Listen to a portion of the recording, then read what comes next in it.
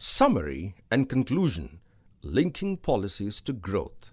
In concluding this era, which was majorly influenced by Pandit Nehru, let us revisit the question of why India was able to shift its growth rate from less than 1% in first half of 20th century to 4.1% in the first 14 years of the post-independence era, and also to address the question of whether the chosen policies served India well or not. To get answers for these questions, we need to check following side heading, and they are leadership and policy making, investment in infrastructure, efficiency of state operations, industrial development, foreign investment and trade policy, negligible focus on agriculture, borrowing of funds. Let us learn each of these side headings in brief. Leadership and policy making. At independence, India inherited a largely honest and efficient bureaucracy and judiciary, strong political leadership under Nehru, and a vibrant entrepreneurial class, while corruption and inefficiency eventually crept into the system, at least during the 1950s. The top rung of the bureaucracy and judiciary functioned efficiently and relatively free of corruption. Investment in infrastructure. Necessary investments were made during this period in infrastructure, with irrigation, power, transport, and communication accounting for approximately half of the total public expenditures. All these factors provided a facilitating environment to entrepreneurs, even though some of the benefits were eroded by the controls that became particularly onerous towards the end of the period. Efficiency of state operations. Second, the task of planning is by nature less onerous at the early stages of development, since the economy is not hugely complex and the number of projects to be overseen is small. Under such circumstances, a small number of competent decision makers can solve the coordination failure problems. But as the economy grows, large and complex diseconomies of large organizations set in, and the task of coordination becomes harder.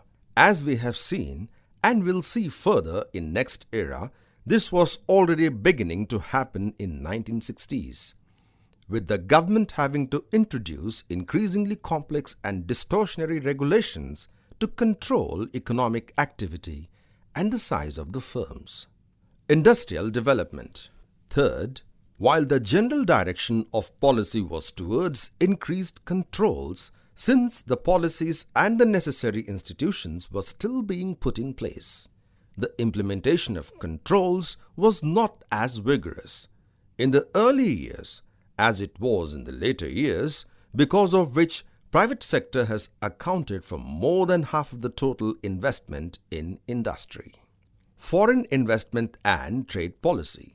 Since the foreign sector was still relatively open, the entrepreneurs were able to access the benefits of the innovations embodied in foreign machinery, consumer goods, capital goods, intermediate goods, and management with relative ease.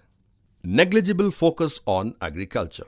While government has put some substantial investment in irrigation, infrastructure improvement of rural and agri-India, and in improving the production and distribution capability of Indian farmers, these policies were never at the heart of Pandit Nehru's vision of India, as a result of which, in the first era, we failed as a nation to unlock the potential of our farming and agri-production abilities.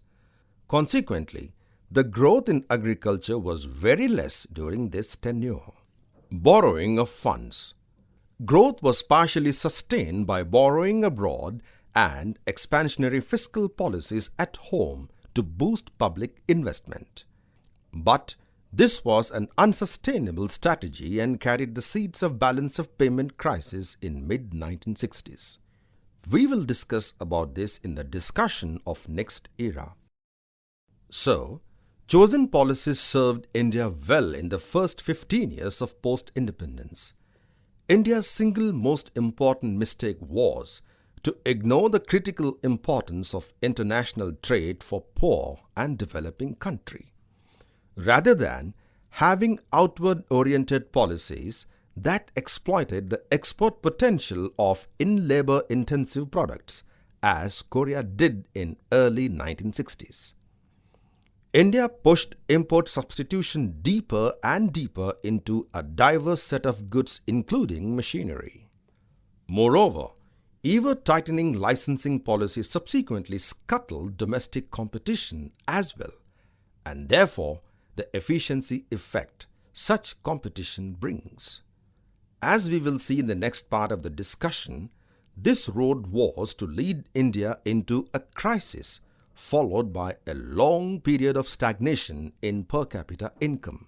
Towards the end of Phase 1, stagnation in agriculture, rising external debt and fiscal deficits began to sow the seeds of a crisis that turned into a reality at the beginning of Phase 2. Now, let us summarize this era through following flowchart. The political thought in Nehru's ears was of socialism plus little bit of capitalism. Industrial policy is controlled through IPR and IDRA, and we had birth of license Raj. In result of it, less competition, rising inefficiencies, rising corruption. Industrial and manufacturing growth was decent but tending towards slackness. Trade policy is of import substitution and self-sufficiency model. This was undermining the power of utilizing comparative advantage and specialization for mutual gains. But agriculture growth was decent because of investment in agri-infrastructure. Foreign investment policy is relatively liberal.